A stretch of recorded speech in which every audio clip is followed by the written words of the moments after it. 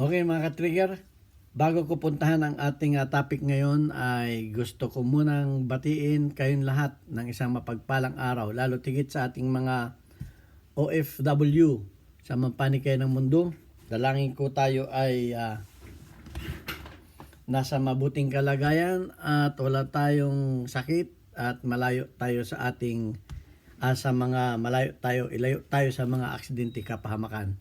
Okay, ayan, ingatan natin ang ating mga sarili sapagkat mahirap tayo magkasakit, walang mag-alaga sa atin. Okay, at gusto ko lang pasalamatan si Alfredo Isidro at nagpakilalang ODCFI na tumulong sa ating mga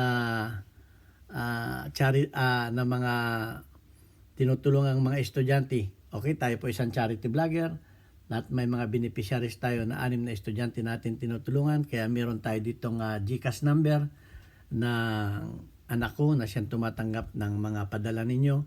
At maraming salamat kay Alfredo Isidro at sa nagpakilalang ODCFI. Shout out sa inyo. At doon pa sa nagpadala na iba ay hindi ko alam ang pangalan ninyo. Please mag-comment kayo, mag-message kayo o mag-text kayo sa akin para mapasalamatan ko rin kayo. At malaking bagay ang halagang 100 sapagkat yan ay isang araw ng baon ng isang estudyante. Okay, sa dami natin, kung tayo ay magbibigay ng tigi-tigi 100, hindi na ako mahihirapang magbigay dahil 1,000 kada linggo ang bawat isa. So 6,000 kada linggo ang nawawala sa ating bulsa.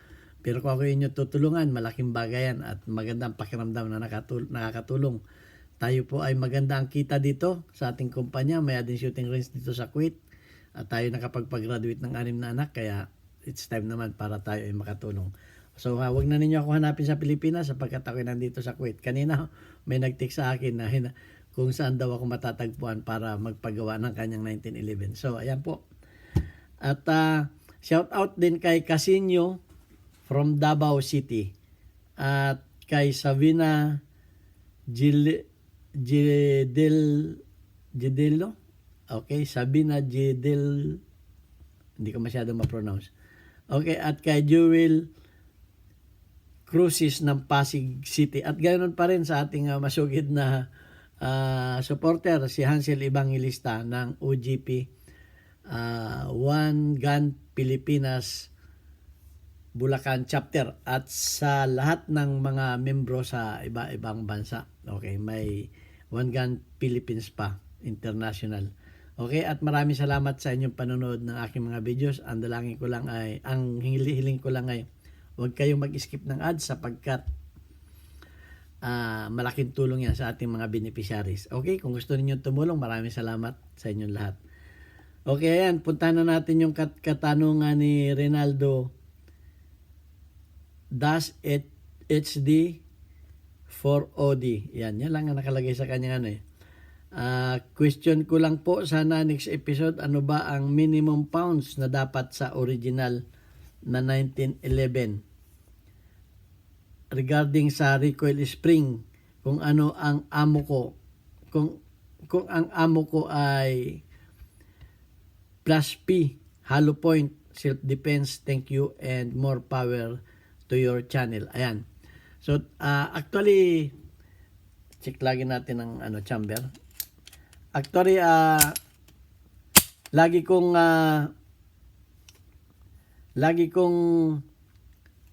nasasagot na yan, pero this time gagawin ko na ng videos para makikita na ninyo sa title kung ano talaga ang dapat na gamit ninyong recoil spring sa 1911. So, magbabaklas tayo ng 1911.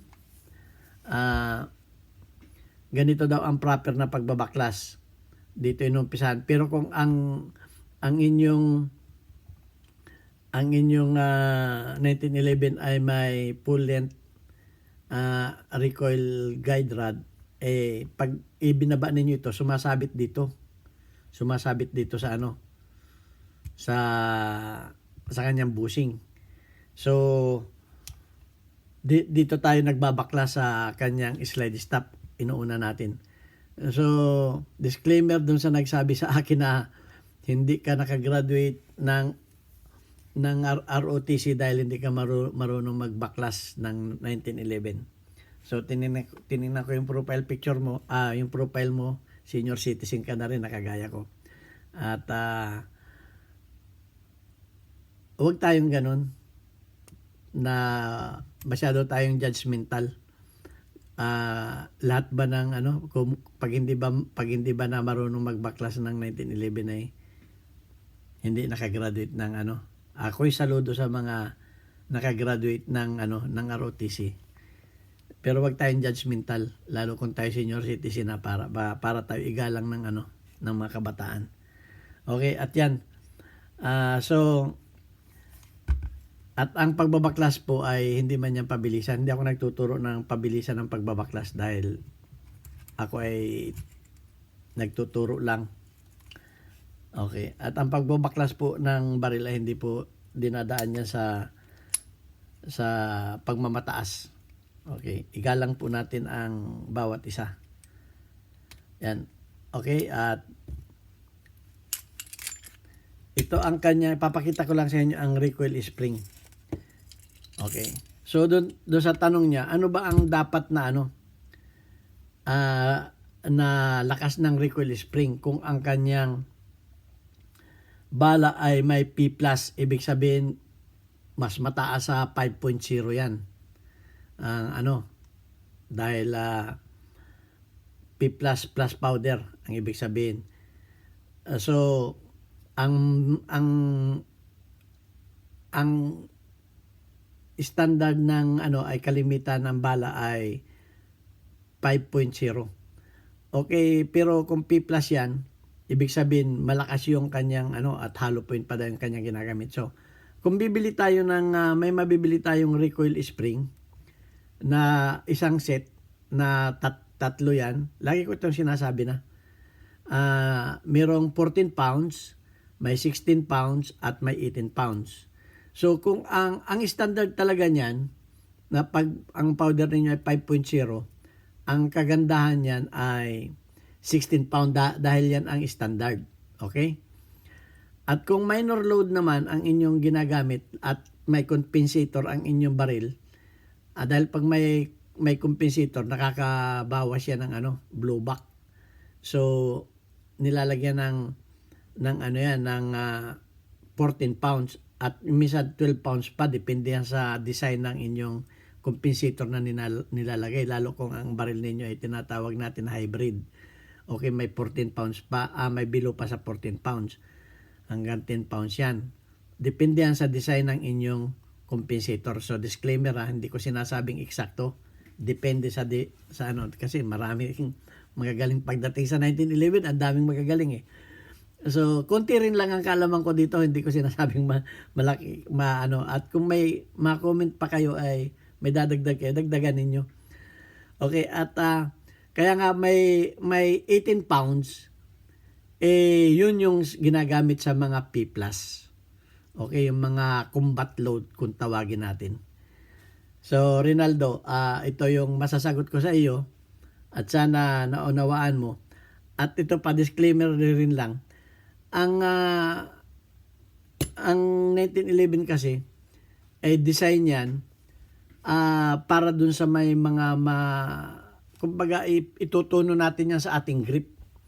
Kung mahina ang grip talaga natin ay itutuno natin yan, mararamdaman natin, so makakapili tayo kung ano yung kasi kung ang bala naman ninyo ay minor load tapos lagyan ninyo ng matigas na spring yan, hindi yan magi-eject, hindi tatalsik ang bala. Ibig sabihin, itong slide ay hindi siya makaka-pull ng atras dahil mahina ang blowback. So, at matigas ang spring, hindi niya kaya yung blowback. So, hindi tatalsik ang bala niyan. Babalik uli yan ang hindi pa nakakatalsik. O di kaya may ipit yung bala dito. May ipit. Dahil mahina yung atras niya. Hindi, yung bala niya tumingala lang, babalik agad. So, may ipit yung kanyang balad, yung kanyang basyo dito. So, ayan. So, sana nasagot ko ng tama si Rinaldo. At tumatanggap tayo ng mga ng mga comment. Wag lang ninyo akong patitigilin ng pagbablog. At wag ninyo akong papahintuin dahil kawawa na, marami naman ang natutuwa sa ating videos. Ayan, naka 10 minutes na tayo. At yun lang ang masasagot ko. Dun sa mga medyo yung may nagsabi na kung mahina ba ang recoil, ito pa may nagtanong pa sa akin. Nakalimutan ko na. Pag ba malambot ang recoil spring ay mahina ang recoil? Hindi po, mas malakas ang recoil. Kasi ang balik ng hammer ay mabilis. Okay? Mabilis ang balik ng hammer niya. Pagka malambot ang recoil spring, malakas ang blowback, malakas ang balik ng hindi kontrolado ng spring ang blowback, mas malakas ang atras niyan. Ramdam natin yan, para tayong kinakarate dito. So malakas ang recoil. Kaya dapat nakatuno yung ating recoil spring. Yan ang kagandahan ng 1911, kaya nagustuhan ko yan. Parang gitara, matutuno natin.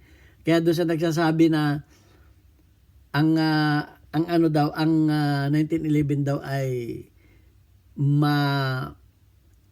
mabatangalin ay hindi po nakatuno yung baril natin. Parang gitara ang 1911. Pag hindi yan nakatuno, ay hindi talaga magbibigay ng magandang result, kumbaga. So ayan lang ang masasabi ko sa inyo. Kaya nga gumawa ang 1911 ng mga recoil spring na nararapat nating gamitin. Depende sa ating grip, depende sa ating bala, at depende rin sa ating kakayahang pumutok. Yan ang masasabi ko sa atin. At dapat talaga nakatuno yan. Tama yung tanong ni Rinaldo na ano ba ang dapat kung dahil kung hindi tama diyan nagkakaproblema kung hindi tama ang recoil spring na ginagamit natin. Yun nga, parang gitarang sintonado yan. Mahirapan tayong gumamit, ma-encounter natin yung mga pagja-jam at hindi maganda. Kaya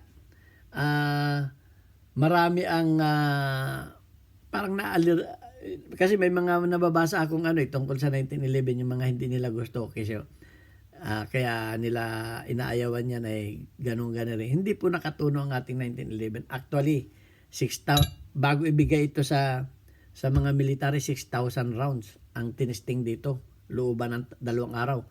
100 rounds, another 100 rounds, umabot ng 2 araw. Yan ay nung 1910.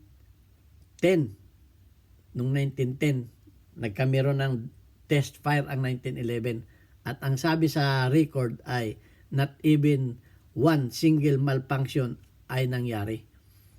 So hindi yan ibibigay ng US government sa mga military, especially sa mga army, kung yan ay kung hindi pumasa yan sa test fire. Yun lang ang masasabi ko sa inyo. Kaya doon sa nagsasabi na nagjajam yan, ay sorry, baka yung bala ninyo hindi maganda at hindi nakatuno yung baril ninyo. Ayan, hanggang dito na lamang at maraming salamat sa inyong panunod. At kung kayo ay may maidadagdag pa doon sa aking mga sinabi, ay babasahin natin yan pagdating sa ating live. Okay? Para natin mabigyan naman ng importansya yung mga magagandang comment ninyo. At maraming salamat sa inyong panunod. Hanggang sa muli nating videos. God bless us all. Thank you very much.